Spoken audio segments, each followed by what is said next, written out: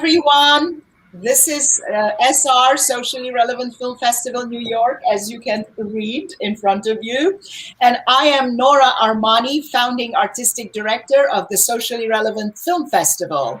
Today is the third session of our Meet the Filmmakers live talks, which are broadcast automatically on YouTube as well as on our Facebook channel.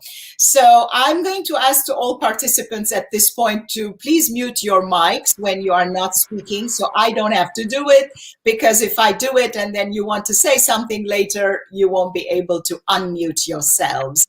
And also, as a host, I would like to thank everyone, as including especially the filmmakers.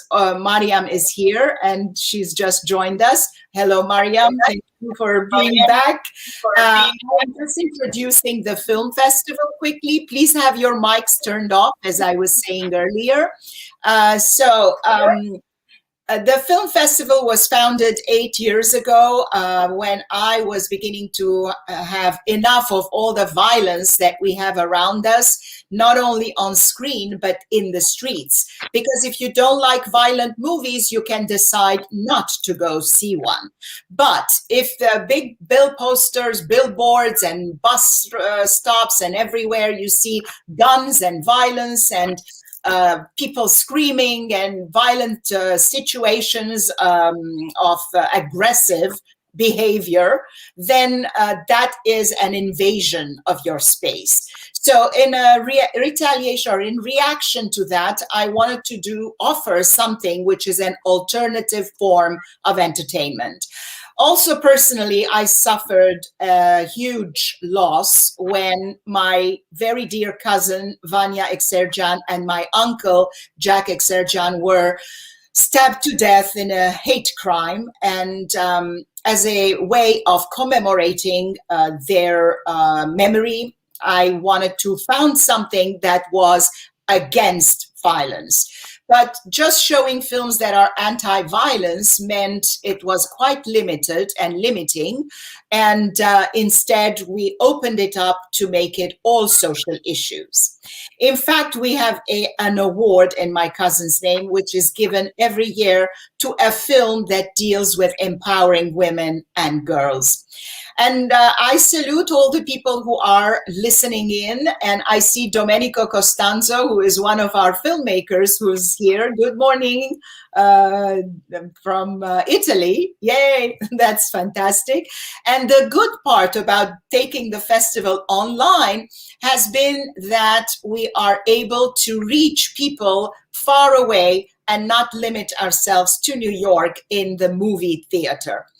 So the festival has opened officially already, and all the films are streaming all week. So that if you have a pass or a ticket, you can choose to see the film you want to see anytime during that week period. And you can log into the streaming sites through our festival website, which I will pass here so you can see, ratedsrfilms.org. And we have 63 films from 33 countries this year.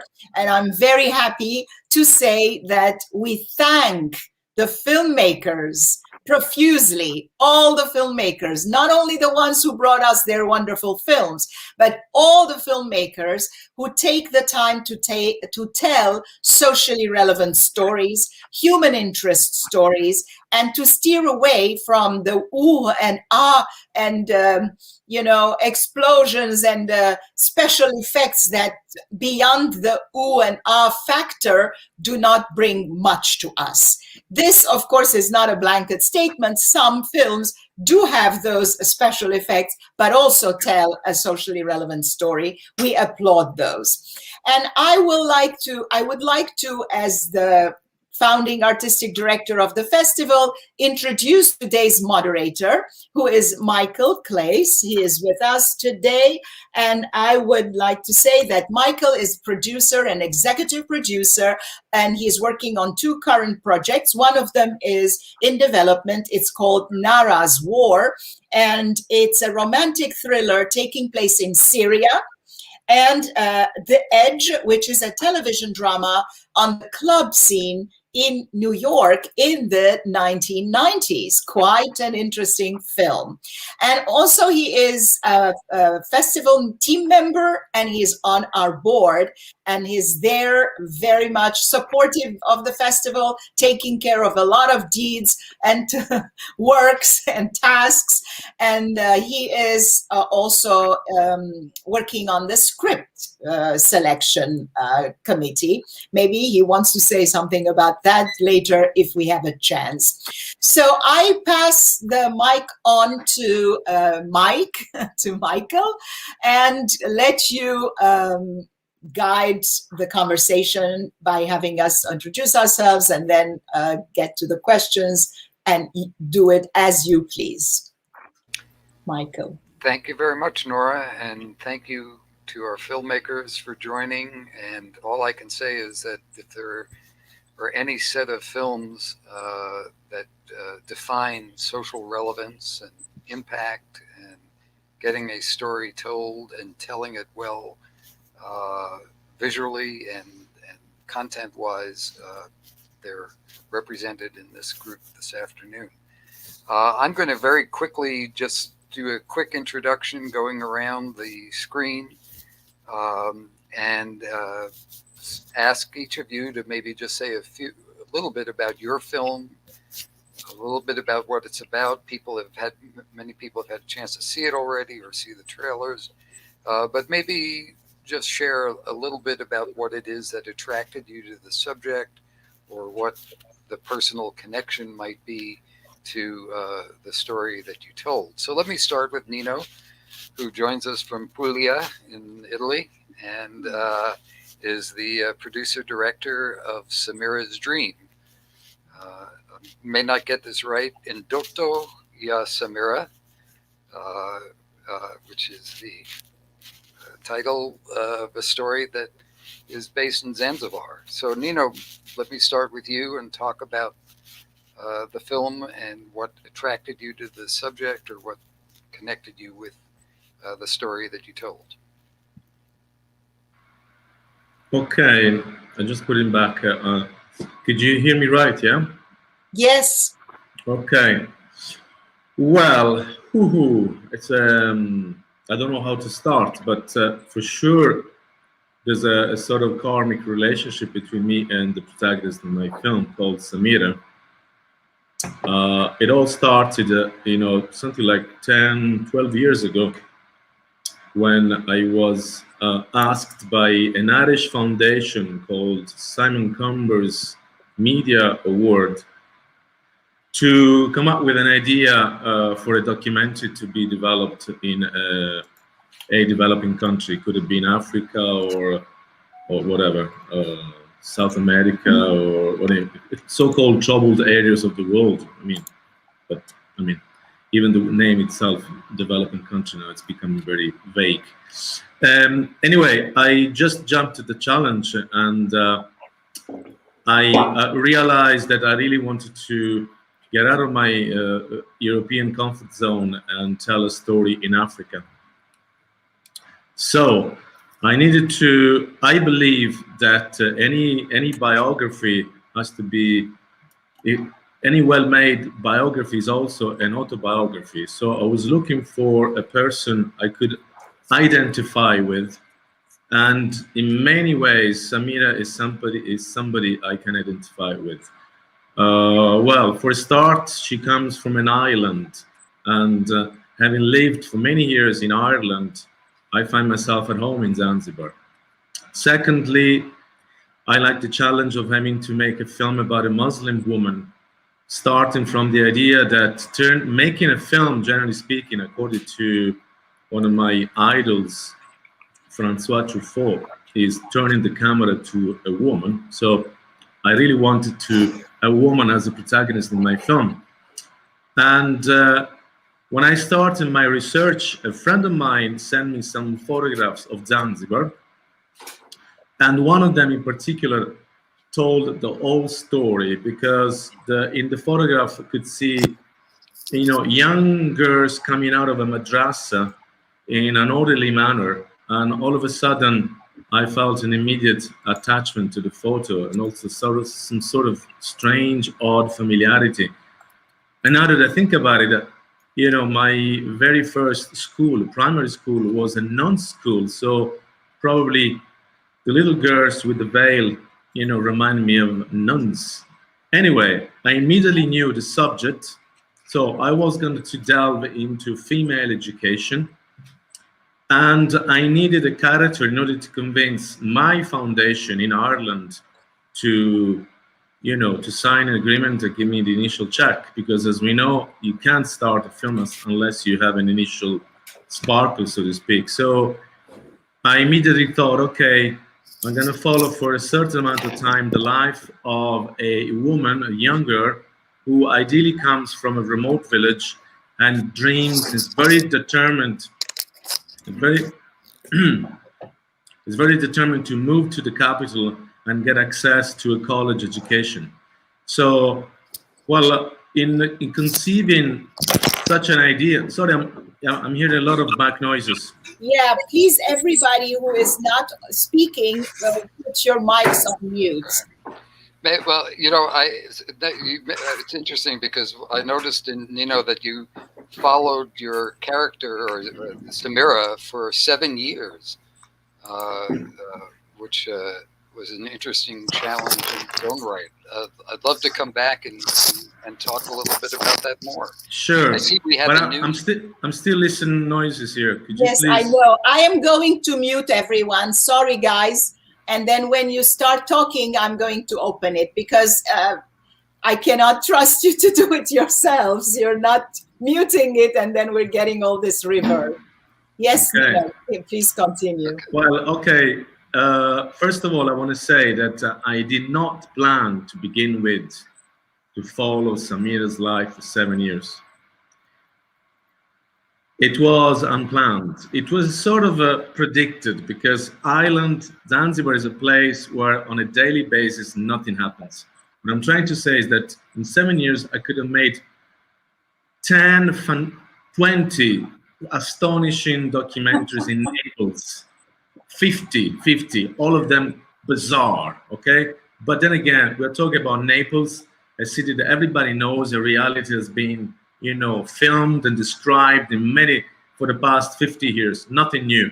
The challenge was to tell a unique story in a unique environment, first of all. Second of all, I exploited to the advantage of my film, the lack of resources and finance, and the fact that throughout these years, I did not find one producer willing to come on board.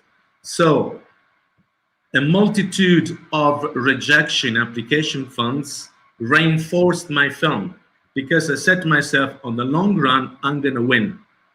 So the alchemy was between myself and Samira. It was as if we we gave each other encouragement. And let me just say that, especially at the beginning, myself and Samira had a very basic conversation of English. So it was pure instinct. It was my sixth sense that when I heard those words, and words are power, for once it's true, I heard those words because basically when I started the documentary, I was doing a sort of casting, and I stole an idea from one of early Kieslowski's documentaries called Talking Heads. It's a documentary made in the 60s in which he basically asked the same person, who are you, what do you want out of life? Okay, so basically I asked these two simple questions to many girls that I met in this village in Nungwe. And Samira was incredible in that sense, and that actually I reevaluated over time, and after a few months. She said, my dream is to live in my father's house, to have a family, but I want an education and also a career. That is a single... Yeah, You it's you very certainly did clear and accomplish that. distinct. Yeah, may I just interject and say something just for the sake of us to have a more lively conversation? In this first round, please let's be very, very brief.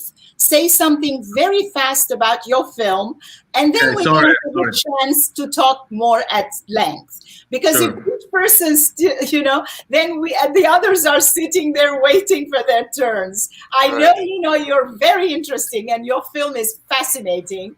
But we have other filmmakers. I'm so sorry, got carried away. I'm sorry, excuse me. Sorry to interject. Let me move. I'd like to move on to our next filmmaker who actually we're not talking about a film, we're talking about a fable.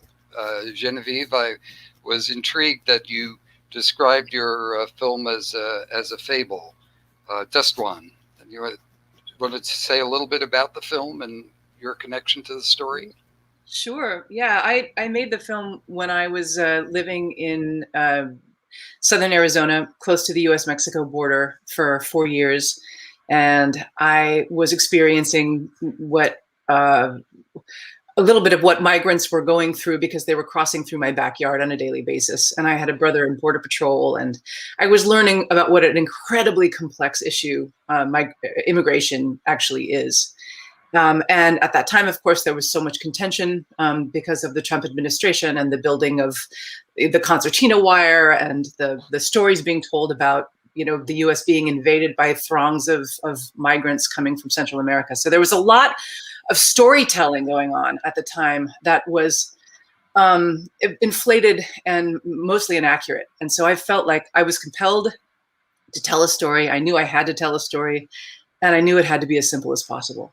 So that's why I chose to do a fable, and also in a fabricated environment. I mean, it's a narrative dramatic feature, but it's a lot like a play.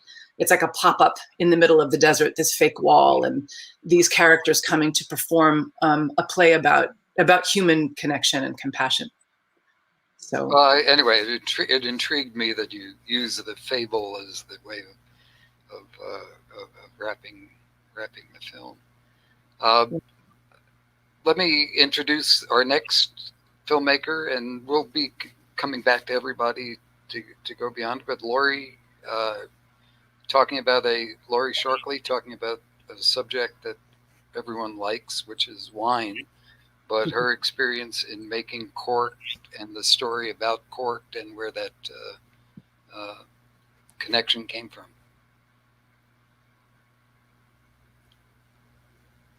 Okay, I have to unmute you. Hi. Thank you for having me.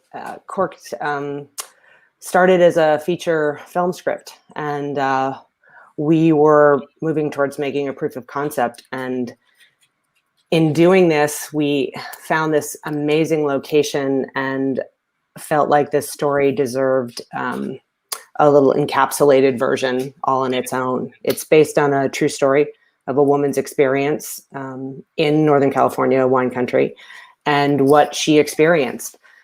And the film is really just a little encapsulation of, I think, what every female has experienced in their life at some point. And I know this is an issue that's clearly been discussed over and over, and I think it's important that we keep bringing it up and talking about it. And the sexism, the harassment that women in the 70s, 80s experienced, and the activism that happened around that has moved the needle forward and will continue to do that. So this film is an homage to the women who came before and essentially have been able to make things easier for women today. And it was a reminder. I wanted it to be to sort of showcase what was an issue in the 70s and the 60s and throughout history as we move forward, because I think that we owe a debt of gratitude to women who have helped made things better for all of us. Well, thank you. before we were talking about building and building a wall, but here's a story about a different kind of building, real building, from Mariam Danyan, the house that built Tsoghik, about an architect, and a fascinating story there as well about women competing in a difficult and challenging competitive environment. Let me switch to Mariam and ask her for her thoughts. Mariam? Yes, I film the house that built a butcher, which who worked in 1950s, and she, as young architecture, participated in the symposium Soviet Union women architectures and received a diploma for house for family. And later, she, with her husband, built this house. And this is story, in one side,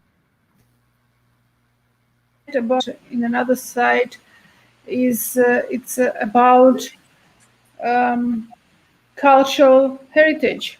So, what is our relation? What is life of this building? What happened with this building? So, and I would like, by my film, discuss on this topic too. And for this moment, when we shoot the film, we had very few information about her life. So, did you listen to me? Yes, we can Yes, we can hear hear you. Okay. So, so this film, it's about this problem. Or in one case, it's a woman architecture's lives. In another case, it's memories, and the other case is a problem of heritage.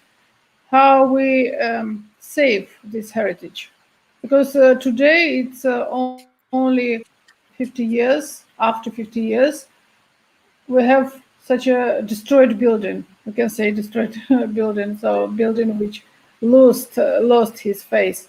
So, and I think it's a great problem for us, for maybe our world, when we very quick lose our memories about places, about people, about story.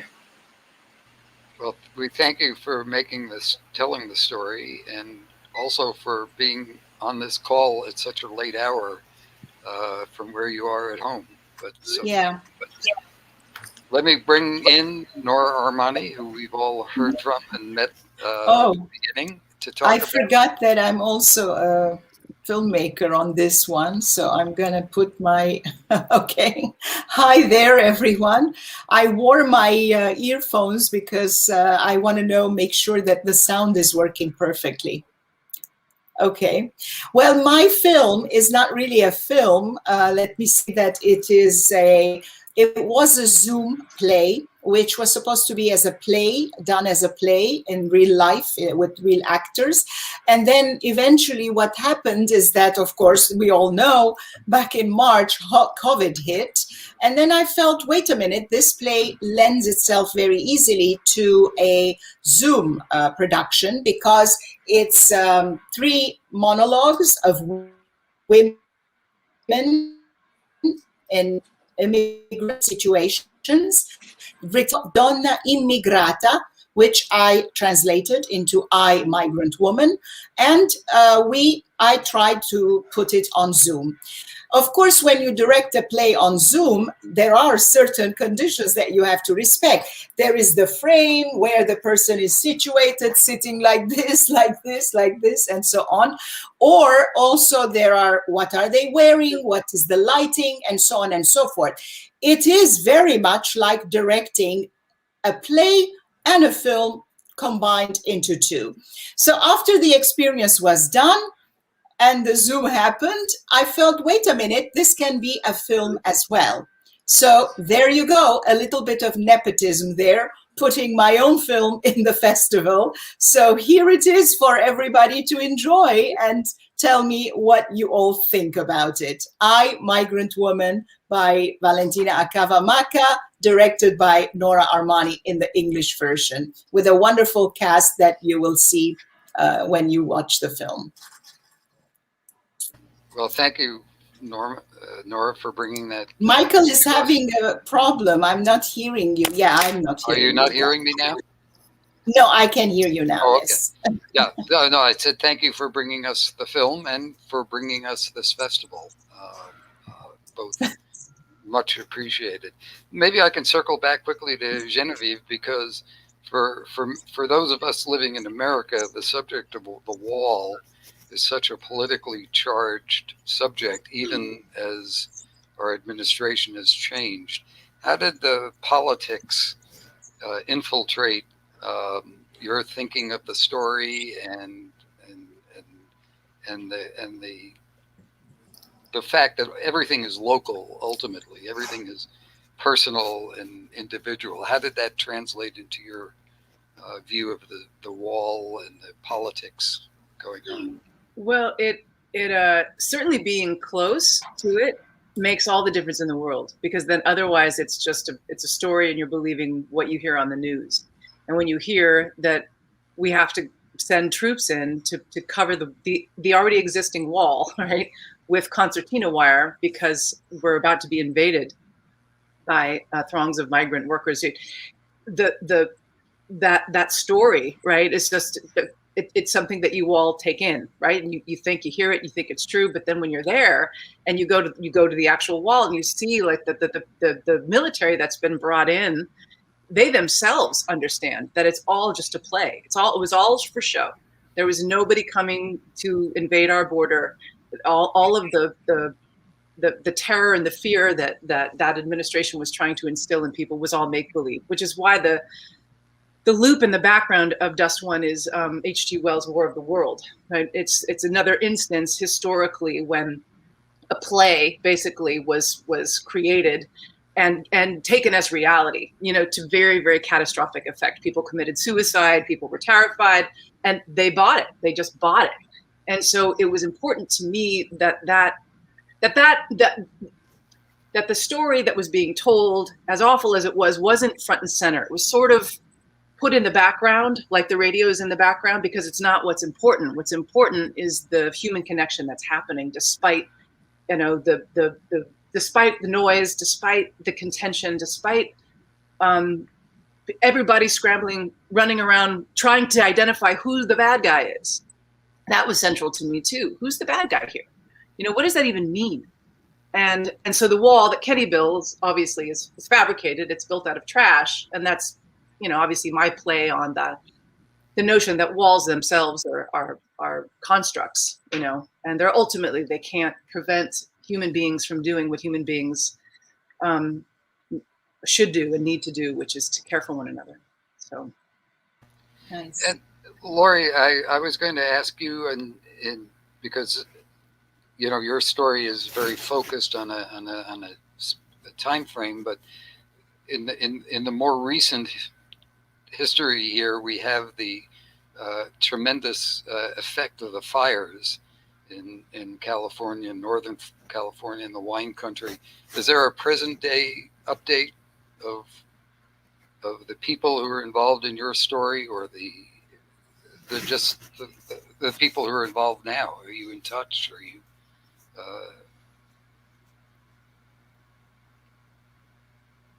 you're muted.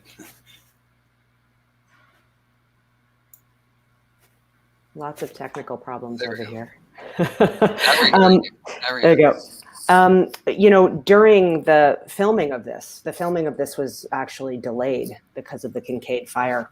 Mm-hmm. We shot in Tropiano vineyards up in Sonoma. They were very gracious, and they were evacuated midway through. So, yeah, it was touch and go. I know one of our actors has lost several homes repeatedly to fires in Sonoma. So it's been an ongoing issue, definitely, for sure. And but we worked around it, and everyone's fine now. That's good. Yeah. That's good. Yeah, no, it's a tremendous effect. Yeah. Maybe I circle back to Nino and just ask this question. I mean, I have a lot of questions. You know, we hear a lot about education in general, and then we hear about some of the consequences of what's going on. Nigeria being a headline story almost all the time, with school abductions and so on. But actually, my question is more about your finding the socially relevant film festival, and we're so happy that you did. What could you tell us a little bit about how you found us and how that experience has been? Well, I'm trying to promote my film, so I've been promoting my film throughout the entire 2020, and I was looking for the right venue for this film. So when I read the objective of the main objective of your festival, I immediately felt that your festival would appreciate such a film like mine, which apparently, you know, it's a film which, you know, something, you know, it doesn't, it's as if nothing happens, but a lot of meaningful things happening at the same time. So I just felt that your festival was just perfect for my film. I don't know if I'm answering my question. I don't know, but I mean, if you want to know how socially relevant is my film, well, I don't know how to start, because yeah, I mean, we should be talking about female emancipation, but as far as I'm concerned, probably my film is more about male emancipation in a way, without disclosing too much. I don't know if you've seen the film, but you know, there's another angle to it. But and also probably it's quite how can I say? You know, it's been an act of atonement for me to make a film like this for many different reasons. When I was a teenage, I did not pursue the sort of studies that I wanted to. Instead of enlisting into classical studies, Latin and Greek, I ended up enrolling into accountancy, which has nothing to do with me. And actually, and then I studied economics in Italy, and then I went to Dublin, and my experience in Dublin completely changed my life, because I enrolled into a theater group, and then I studied filmmaking, and then I invested on learning English. In Dublin, within 7 years, I changed my life, really, and I was introducing to an Irish audience my first documentary. And if you think about it, just like Samira, who at the beginning of the film, she can barely speak English, and then at the end of it, she tells me about her future plans in English. So in a way, it comes to me, it dawns on me that actually my fascination with the English language actually has played a big role in making this film. I've been heavily influenced by the writings of James Joyce, for example, Oscar Wilde, in this case, Virginia Woolf's A Room of One's Own. I don't know how socially relevant they're all this, but in my mind, what can I say? When I think about education, I do not think about getting, you know, top degrees in Harvard and Yale, because that is not exactly education. Well, it is education, but I'm talking about empathy, really. Samira seems to have a bit of all that. You know, she's not the best of her students, but she's an ordinary character, and I like to think that. You know, I think it was a much bigger challenge to make a documentary about an ordinary character and try to get a universal story out of that character, instead of, you know, tell the story of, biography of important people. It could be Winston Churchill or, the life of Bob Marley. Okay, yeah, I love reggae, it's fine. I think this film actually is the story of a very ordinary character, and the fact that it's in New York these days. Next week is going to be in Milan. The week after is going to be in Cameroon. It's traveling all over the world. Actually, they love it in Zanzibar and Tanzania. And to be honest with you, at the very beginning of this year, 2020, I was actually offered a big sponsor with the idea to travel and screen my film with Samira to large Swahili audiences. Hasn't happened so far, but I don't know if I answered my question. Well, no, I mean, it's fascinating, and where these films go, maybe that's a good chance to hear from. I feel like may I interject something, dear moderator, because this is very, very interesting piece of information that he gave us, and how relevant, how socially relevant, totally relevant in that sense, because like you say, education is not necessarily the piece of paper or the degree that it brings you, but also the opening of the mindset that it does. The other point that Nino made, which I find very, very important, is that this film is not about female emancipation, it's about male emancipation. And every time we bring up women's issues, every time we talk about gender equality, generation equality is now the talk of the UN Women, which we are participating at the NGO CSW on Saturday, and Nino is one of the panelists there. It's very, very important, because every time we come up and talk about these issues, every time we come up and talk about gender equality and women's place in society, we are educating the men, basically. And that's also very, very important. So, well, not the two men that are here with us, obviously. No, well, I mean, so, trust me, anyway.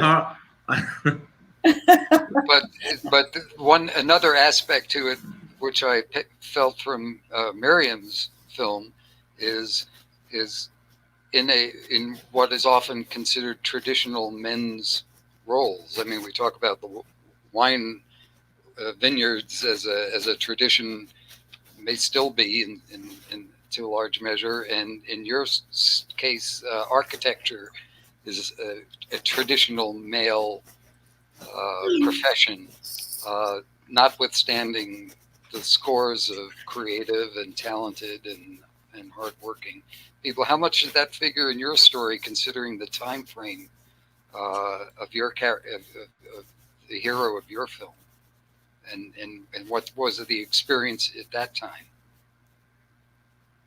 Mariam?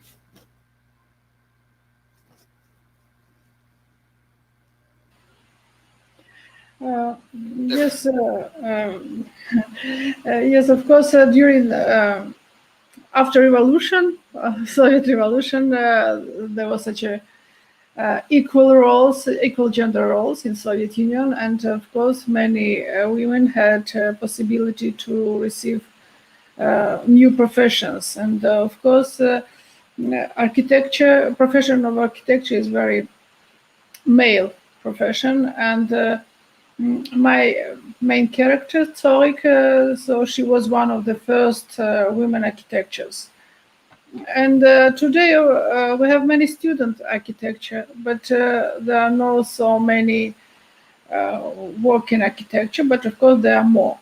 And in this case, her story was very important. And I want to say that this film was created as one of the another films which was about women artists of the beginning of 20th century. So we had many characters. There were 4 characters, and there were 4 different women, and there were artist, dancer, photographer, and so on. And one of them was this woman, Tsoghik, Arabian architecture. And of course, for me, this topic of the house, it's very important too. Because during the 20th century, when there were so many revolutions, there was genocide, there was many repressions and so on, many families lost their houses. And the symbol of house is very important because all people, they need to have such a place. And unfortunately, because we lost so many generations, so many families, sometimes you cannot find the building, this house where live people during 100 years, for example, in Armenia. So, for example, I'm looking for such a film. This idea of house, of family, of woman, it was very important in this film too. So I don't know, did I answer to the question or lost? Oh no, and it's interesting to hear about what direction you may be going in with your work. And I was going to ask Genevieve a similar question. What are you looking at now? What's next from you? What is next for me? My next film?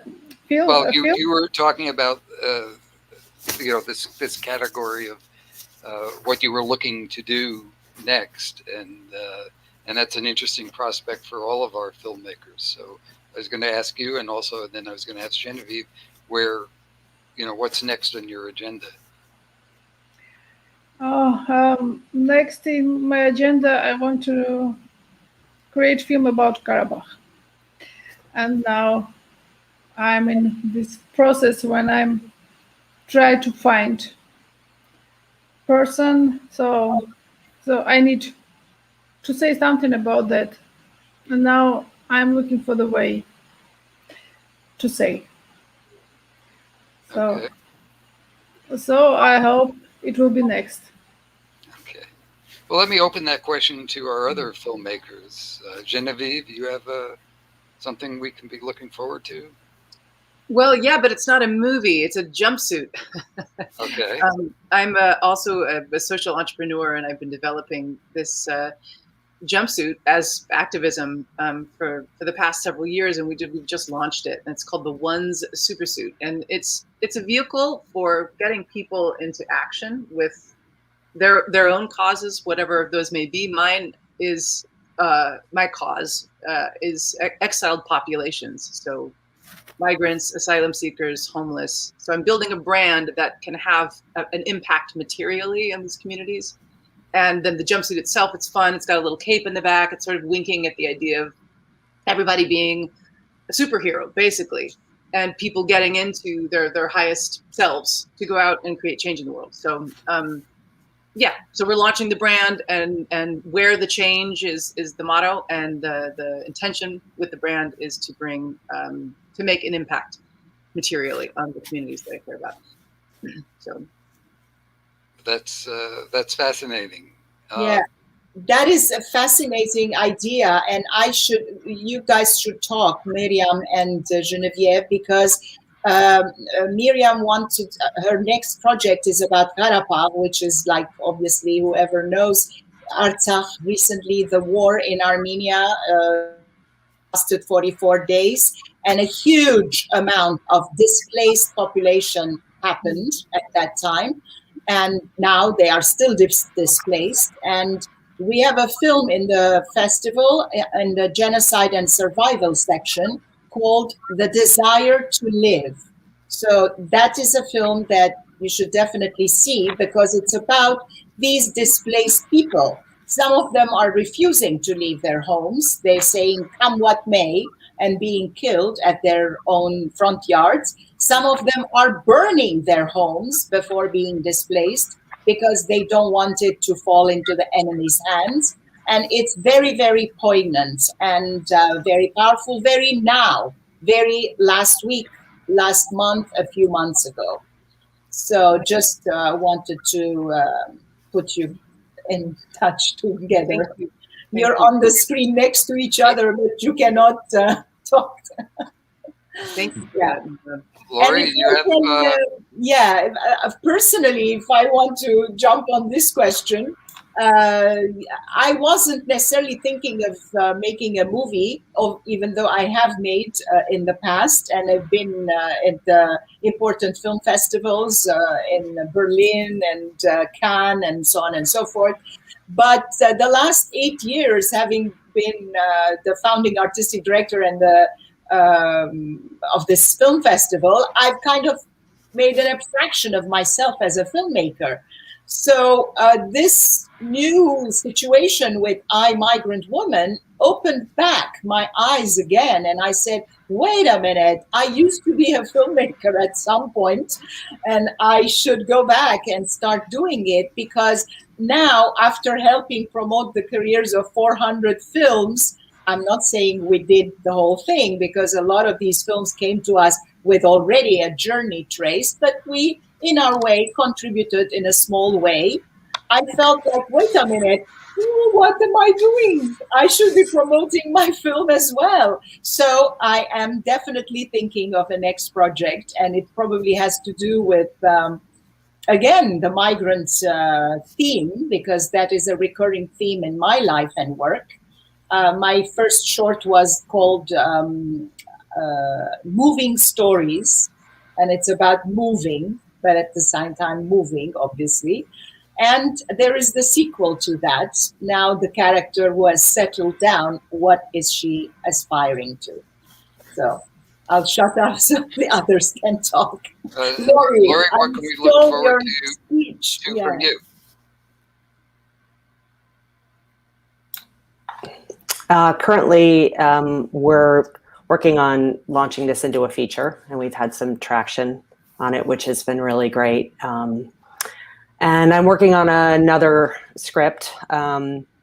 It's a female character. It deals with mental illness, World War II. You know, and I wanted to say that a lot of what I write and what I work on is female centric, but also behind the scenes, it's very important to me and the people I work with that our team is heavy female. So, you know, we had 2 wonderful producers and a wonderful DP and AD, all female. So we really, I think 70% was female in our crew and our cast, and we're proud of that.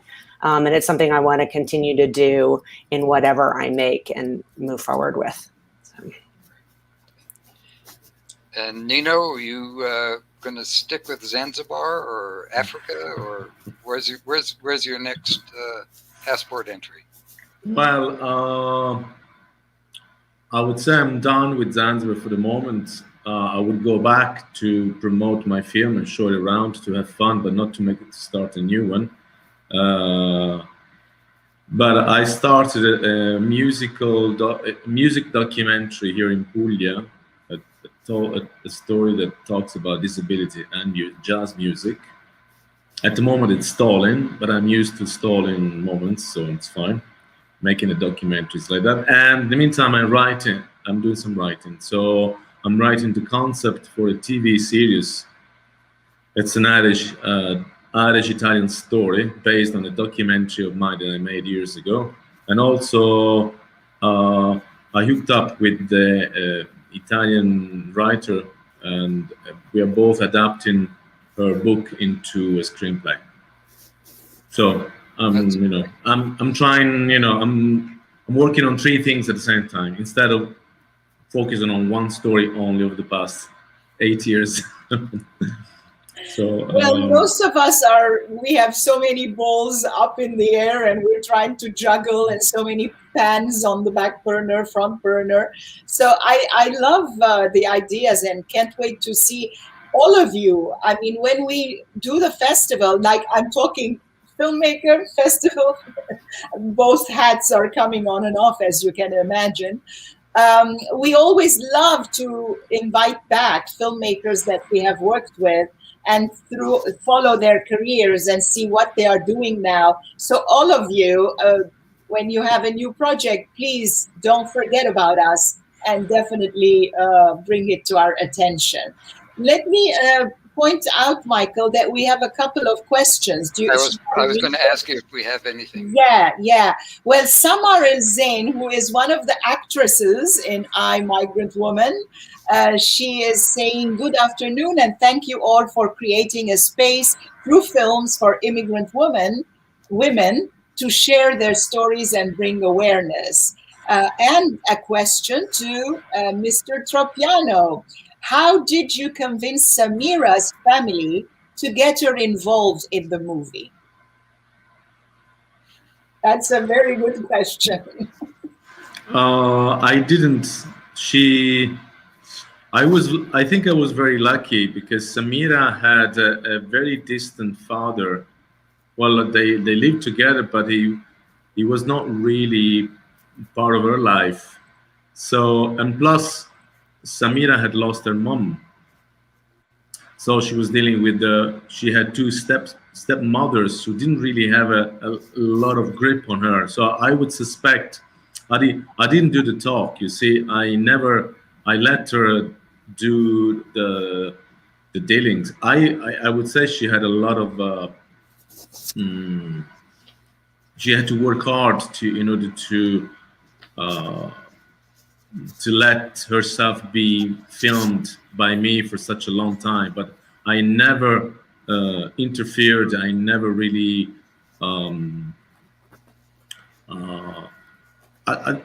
it wasn't really too much of a problem, really, to be honest with you.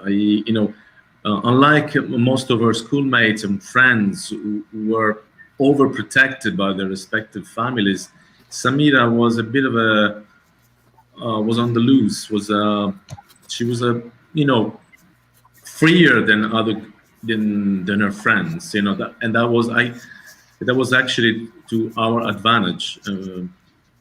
So, and plus, to be honest, I like to think that she chose me and not the other way around. Because if I think of how accidentally I met her, I mean, they were studying in the shade of a large tree and we were just passing by and they waved at us and they invited us over. It was all predestined. From that point of view, it was pretty easy. I mean, easier than I thought it would have been to begin with. So, it was never really that difficult. There were many other difficulties. I mean, huge difficulties. I mean, that's but with Samira and her families, it was it overall was fine. It was yeah. Let me see if we have other comments or questions. No, we don't. We have a bunch of people who are watching, so I don't know, but they don't necessarily have questions. If you do, if anybody's viewing and has questions, please put them in the comment section and we'll read them. And if it's addressed to any one of the filmmakers, please mention that and the filmmaker in question will get back to you.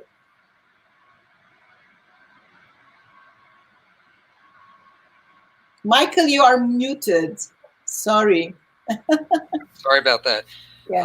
I did want to take a minute to talk about one of the programs that follow this afternoon, because we talked about the screenwriting competition, and which is an area that I spend a lot of time on because all of your great work somewhere began with a script. And so recognizing scripts as the beginning of a process is valuable. We're having a table reading of the finalist scripts in this year's screenwriting competition. So I hope if anybody watching this on YouTube and certainly in this group have a chance to log in. Julie Simon, who pulls this program together, has done another spectacular job of putting together actors to read through a selection of the finalists in this year's competition. So please do join that. Yeah, it starts at 5:30 p.m. But before that, we also have another Meet the Filmmakers talk, like the one we are in right now. At 4 o'clock, we are addressing forms of violence, forms of protest, violence, forms of protest. And your jazz film, Nino, reminded me of a film we have in the forms of protest, which is on heavy metal music in Latin America and how it's being used as a form of protest in generating engagement and social engagement and protest in South America. Okay. So there is a link there as well, so it could be of interest. It's, let me give you the exact title. It's called, oh, it's not going to be there because the person is not available. But yeah, but it's in the forms of protest section when you go on the website. So, okay. Thanks. Well, again, we appreciate everybody's contribution to our film festival, socially relevant film festival. Any closing thoughts about what your sense of what the appetite is for people after as we hopefully near the end of COVID for films in general, and also serious substantive films like you're doing? Are you getting a feel for what the public mood is, what they're looking for? I'll throw it open to you. I think that we're looking for hope. And I think that we have to tell the truth about things, but I think more than ever, it's important that the stories we tell have a thread of levity and of light and of what is going to uplift us through all of these tragedies. And we've never been more aware, right, of the suffering of our fellow human beings than we are right now. And as sad and terrible as it's been, it's also a moment of great privilege to be a storyteller and to make offerings that help uplift us. So to that end, Nora, thank you for doing this. Being on a filmmaker in this festival, I see all the work you're putting into it, and it's a lot of work, and you're doing a great job. And I'm really honored to be here, and I'm really excited to see the other films of my fellow filmmakers. So thank you for including us. I'd like to concur. Yeah, I think that was really well said, and thank you. And I think hope is. We're all looking for it, not just because of COVID, but because of the political climate. And I think that has existed. And I think COVID sort of chaos created some kind of chaos. And hopefully on the other end of this, we'll start reassembling the pieces in a better way than what existed prior to this. So. Well, it has definitely made us all stop and think for a second and say, wait a minute, where are we heading? Yeah. So, yeah. Yes. Well, I was about to say, for Mariam, you're in a part of the world where hope is sometimes elusive, but yet somehow the spirit of people shines through. And I think that's itself an inspiration.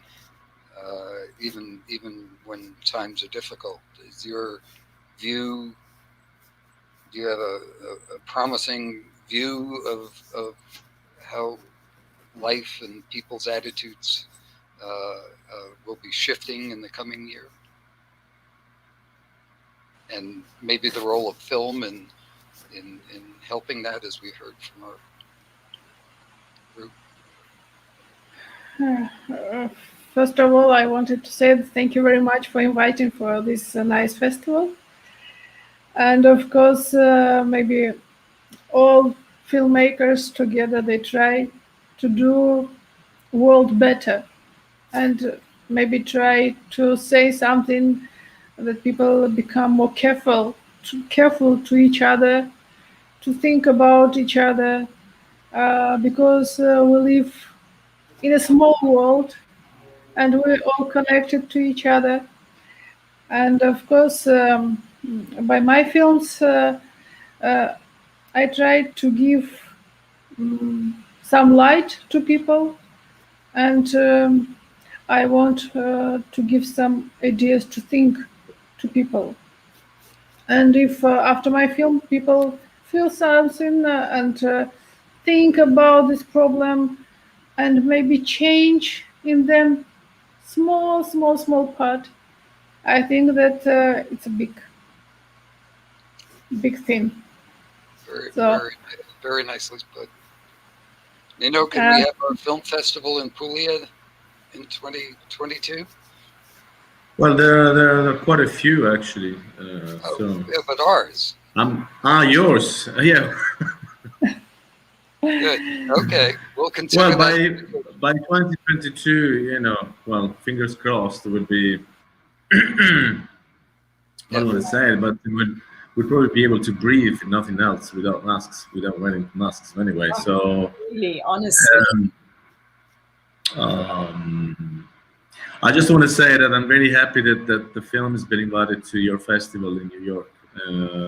Really, that's a dream that comes true for me. Well, the good thing about this COVID thing, the silver lining, I always like to look at things in the positive way, is the fact that it has opened it to a global access. Like right now, we're talking to Mariam. She's in Armenia. I know Nino is in Italy.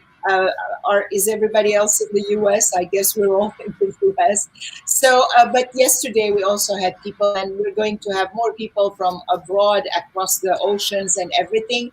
Whereas in the past, we only had filmmakers who came to New York that we were able to talk to. And people who were only in New York were able to see the films. Now it's possible to access it from anywhere. That's the positive side. And also the positive side concerning iMigrant Woman, one of the important matters is that the cast came from London, from Chicago, from Louisville, Kentucky, from Princeton, New Jersey, Samar, who was asking a question right now, and also from Los Angeles, that 5 actresses from 5 different cities. I was sitting in New York and the playwright was in Kenya.